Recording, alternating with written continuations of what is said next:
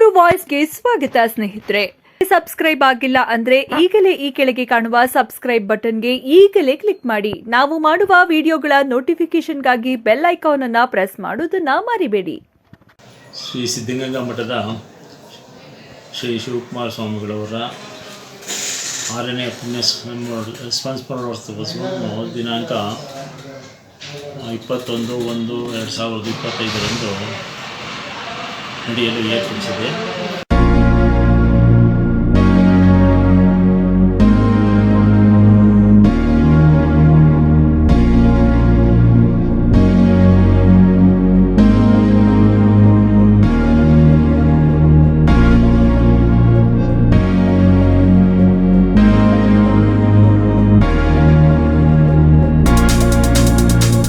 ಬೆಳಗ್ಗೆ 5 ಗಂಟೆಗೆ ಪೂಜ್ಯರ ಗದ್ದಿಗೆಯಲ್ಲಿ ರುದ್ರಾಭಿಷೇಕವನ್ನು ಶ್ರೀ ಸಿದ್ಧಲಿಂಗ ಮಹಾಸ್ವಾಮಿಗಳವರ ನೇತೃತ್ವದಲ್ಲಿ ನಡೆಯುತ್ತೆ.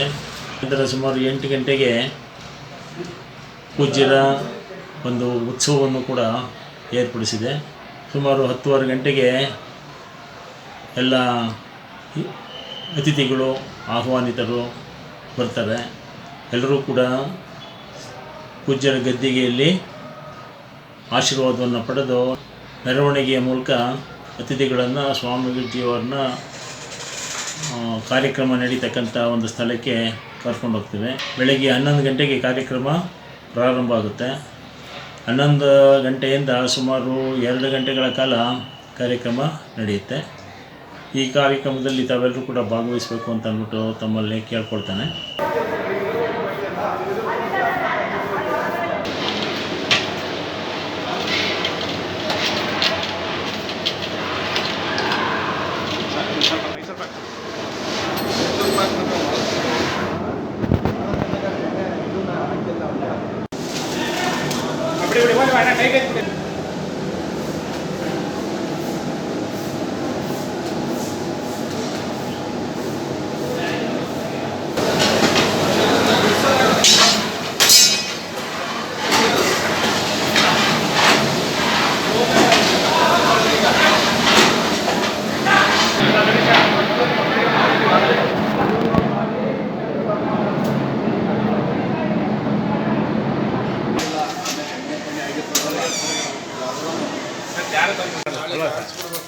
ನಾಳೆ ಹಾಕ್ಸ್ಬಿಟ್ರಿ ಕುಯ್ಬೇಕು ಸರ್ ಯಾವ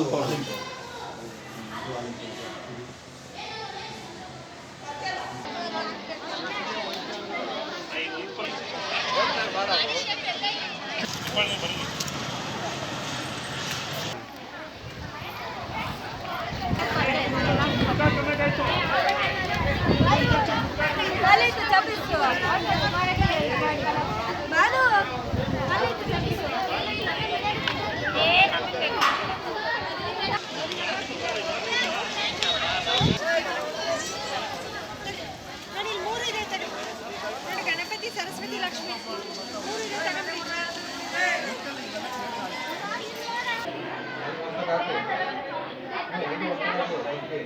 ಮಾಡಿ ಆ ಟೇಬಲ್ ಅಂಕಲ್ ಹಾಕ್ತೇವೆ ಅಲ್ಲೇನ ಮಾಡ್ಕೊಳ್ಳಿ. ಆಯ್ತು ರೀ ಅದು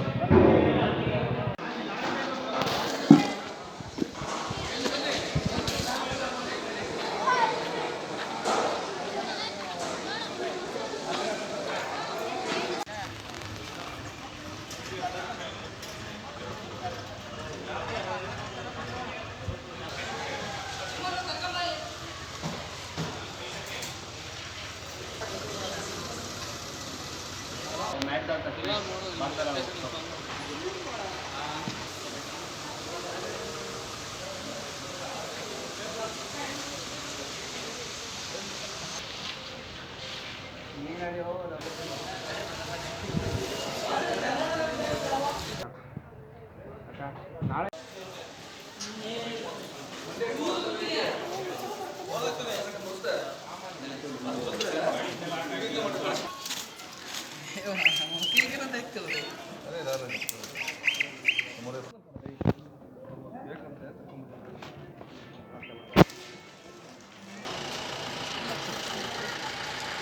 ಸರ್ಚ್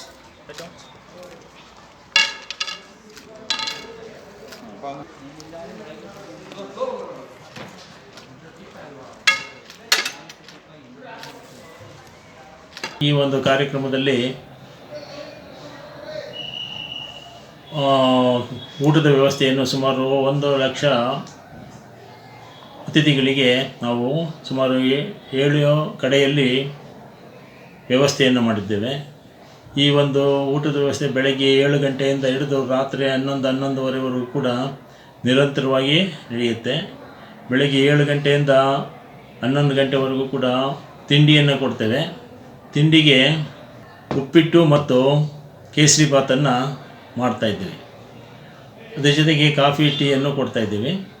11 ಗಂಟೆಯಿಂದ ಅರ್ಧ ಗಂಟೆ ಸ್ವಲ್ಪ ಬಿಡುವು ಕೊಟ್ಟು 11:30ಯಿಂದ ನಿರಂತರವಾಗಿ ನಾವು ಪ್ರಸಾದ ವ್ಯವಸ್ಥೆಯನ್ನು ಮಾಡ್ತೇವೆ. ಸುಮಾರು 1 ಲಕ್ಷ ಭಕ್ತರಿಗೆ ವ್ಯವಸ್ಥೆ ಮಾಡ್ಕೊಂಡಿದ್ದೀವಿ. ಊಟದ ವ್ಯವಸ್ಥೆಗೆ ಹೆಚ್ಚಾಗಿ ಬಂದರೂ ಕೂಡ ಅದಕ್ಕೆ ಬೇಕಾದಂಥ ಪರಿಕರಗಳನ್ನು ನಾವು ಒದಗಿಸ್ಕೊಂಡು ಊಟದಲ್ಲಿ ನಾವು ಅನ್ನ ಸಾಂಬಾರು ಇರುತ್ತೆ, ಅನ್ನ ಮಜ್ಜಿಗೆ ಇರುತ್ತೆ, ಖೀರ್ ಇರುತ್ತದೆ, ಮಾಲ್ದಿ ಹೊಸದಾಗಿ ಮಾಲ್ದಿಯನ್ನು ಮಾಡ್ತಾಯಿದ್ದಾರೆ. ಗೋಧಿಯಿಂದ ಮಾಡಿರ್ತಕ್ಕಂಥ ಮಾಲ್ದಿ ಮತ್ತು ಮೈಸೂರು ಪಾಕನ್ನು ಮಾಡಿದ್ದಾರೆ. ಜೊತೆಗೆ ತುಪ್ಪ ಇರುತ್ತೆ, ಚಿತ್ರಾನ್ನ ಇರುತ್ತೆ, ಪಲ್ಯ ಇರುತ್ತೆ, ಮಜ್ಜಿಗೆ ಇರುತ್ತೆ. ಈ ರೀತಿಯಾಗಿ ಎಲ್ಲವನ್ನು ಕೂಡ ನಾವು ವ್ಯವಸ್ಥೆಯನ್ನು ಮಾಡಿದ್ದೀವಿ. ಈ ಒಂದು ವ್ಯವಸ್ಥೆಯನ್ನು ರಾತ್ರಿ 11ವರೆಗೂ ಕೂಡ ಕಂಟಿನ್ಯೂಸ್ ಆಗಿ ನಾವು ಮಾಡೋದಕ್ಕೆ ಏರ್ಪಾಡು ಮಾಡಿದ್ದೇವೆ. ನಂತರ ಸುಮಾರು 3 ಗಂಟೆ ಕಾರ್ಯಕ್ರಮ ಆದಮೇಲೆ 3 ಗಂಟೆಯಿಂದ ನಾವು ಹಳೆ ವಿದ್ಯಾರ್ಥಿಗಳ ಸಂಘದ ಒಂದು ವಾರ್ಷಿಕ ಮಹಾಧಿವೇಶನವನ್ನು ಕೂಡ ಏರ್ಪಡಿಸಿದ್ದೇವೆ. ಈ ಒಂದು ಸಂದರ್ಭದಲ್ಲಿ ಸುಮಾರು 3,000 ಜನ ಹಳೆ ವಿದ್ಯಾರ್ಥಿಗಳು ಏನು ನಮ್ಮ ಮಠದಲ್ಲಿ ವಿದ್ಯಾಭ್ಯಾಸ ಮಾಡಿ ಬೇರೆ ಬೇರೆ ಕ್ಷೇತ್ರಗಳಲ್ಲಿ ಸೇವೆ ಸಲ್ಲಿಸ್ಕೊಂಡಿದ್ದಾರೆ, ಅವರೆಲ್ಲರೂ ಕೂಡ ಈ ಒಂದು ಮಹಾಧಿವೇಶನದಲ್ಲಿ ಬಂದು ಭಾಗಿಸುವರಿದ್ದಾರೆ.